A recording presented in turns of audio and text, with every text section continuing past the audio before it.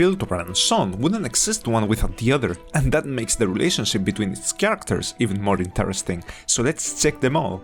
I will only focus on characters important enough to the overall story of the region, but if you wanna know more about any of them, you can investigate their character stories, their Legends of Runeterra cards, or, of course, feel free to ask in the comments. Oh, and there's something we need to make clear. At the time being, League of Legends and Arcane are different canons, as you would expect a book and its movie to have some differences, so this is the relationship chart of League of Legends. Worry not, an Arcane chart will be coming in the future. So let's begin. Piltover is the city of progress, characterized by its cleanliness, money, and privilege. The order in the city is preserved by the Piltover Wardens, the security force that enforces the law and detains criminals. Caitlyn, the sheriff of Piltover, is one of the most capable enforcers of the Wardens and works in close tandem with her partner Vi, a criminal turned agent of law after being caught by them. Another prestigious institution is the University of Piltover, where the greatest minds of Runeterra gather and develop new inventions that could change the future of the world. The most revered and respected professor is Cecil B. Heimerdinger, but recently we keep seeing more about another professor, André von Yip, although his life has taken a turn when he switched his body with her cat, Mauska, and after getting lost, he has been adopted by the Warden's archivist, distancing him even further from his original human body. Ezreal was also a student at the University of Piltover, but dropped out after the disappearance of his parents and now is a full-time explorer, who is not part of the prestigious Explorers Guild after problems with its members. Poor Ezreal. And even though Corki is not part of the university, we can presume he's in good relationship with Heimerdinger, as both of them are Yordles established in Piltover. But it's not all about the institutions, because, honestly, where the power really resides in Piltover is in its mercantile clans. Families fighting to amass more power and more money in a truly competitive setting. One of the most powerful ones is the Medarda clan, run by Jago Medarda, and its wealth comes mainly from the Sun Gates, the key for the international trade. This made it the target of a Noxian espionage mission.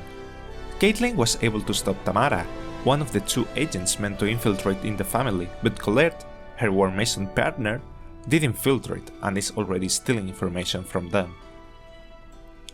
Another one is the Pharaoh's clan, whose wealth comes from the harvest of hex crystals from Shurima and the production of synthetic ones, crystals that allow everyone to use magic.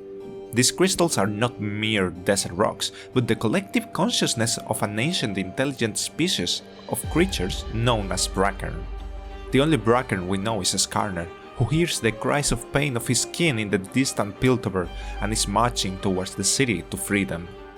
Camille, a woman who augmented herself with these crystals so much she's closer to a weapon than a human, is the principal intelligencer of her clan, taking undercover missions to make sure the Pharaohs stays privileged. Other members of the clan are Camille's great niece, who is the leader of the clan, and Albus Pharaohs, one of the main heads of the clan. He was the one who bought the rights to sponsor Jace Talis, a genius inventor who also discovered the power of the Hex crystals under the Geopara clan and is working on more inventions for the Pharaoh's clan now. Seraphine is yet another Piltovan closely related to these crystals. While the rest of people who manipulate these crystals only felt as if it was singing to them, Seraphine is actually capable of listening to what they mean. However, she's not that worried about their pain or their struggles, but just uses the crystals as a means to amplify her voice and sing songs of unity.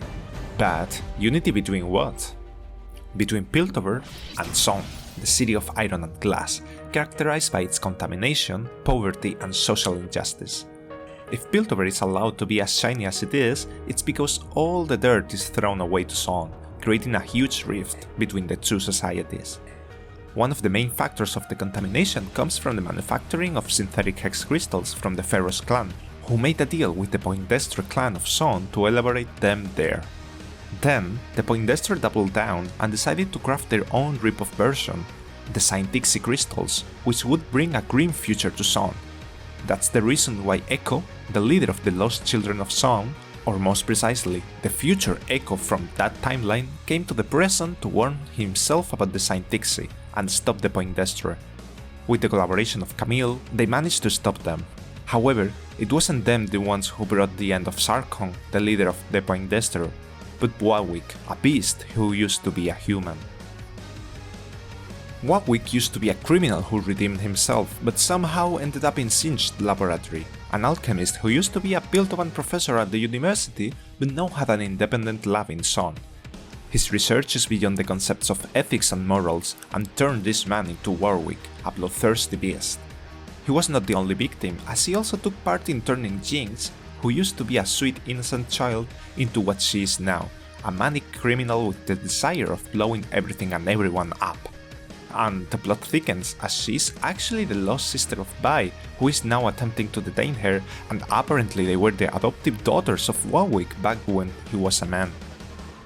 And, just like in Piltover, Zaun is also dominated by the wealthy, and whereas in Piltover it was the mercantile clans, in Zaun it's the Chem-Barons. We have already seen Sarkon Poindexter, but there are many more. Saito Takeda is one of the most violent ones, and the one who experimented with the Zaun amorphous combatant, or by its initials, Zack. Corina Barraza is an incredibly intelligent and astute Chem-Baroness known for her cultivars, gardens to produce clean air, but she also experiments with deadly toxins here, with which she plans to declare war against the whole Piltover. She's also Caitlyn's nemesis, able to outsmart her and sneak into the Piltover wardens unnoticed. Eramis made some kind of business with Regi, one of the Pharaoh's workers, but he met his end when Corina poisoned and killed him. We could continue like this with many more Chem-Barons, but no one is close to the power that the number one holds, Renata Glasc. She's extremely wealthy and both Piltover and Zaun adore her, believing she's a charitable hero.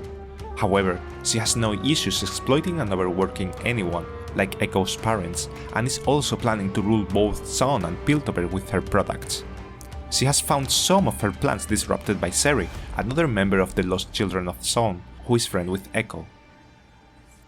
When you hold the power a Chem-Baron holds, you become the target of many people, but no one is as fearsome as Urgot, a self-augmented escaped prisoner with 6 mechanical legs with flamethrower shotguns on his knees and a mechanism to shackle and drag enemies towards the meat grinder he has on his belly.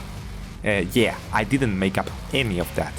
He hunts Chem-Barons in an attempt to prove whether they are truly worthy of holding the positions they have. He has been jailed by Caitlyn and Bai, but he won't be restrained for too long. And there is still one last faction that has changed the way Zaun is understood overall, and it's the Glorious Revolution. Led by Victor, longtime colleague, rival and enemy of Jace, their purpose is to bring augmentation to all Zaun people so their human weakness doesn't limit their lives anymore. However, this ideal has turned into a religious fanaticism for some, much to the regret of Victor, who just wants humanity to see how metal performs better than flesh. Ekko has fought against him and his ideology, and found in Jace an unlikely ally. Ironic when you realize that both Ekko and Seri are quite friendly with the techmaturgical protector of Zaun streets, Blitzcrank, who is in fact a creation of Victor himself.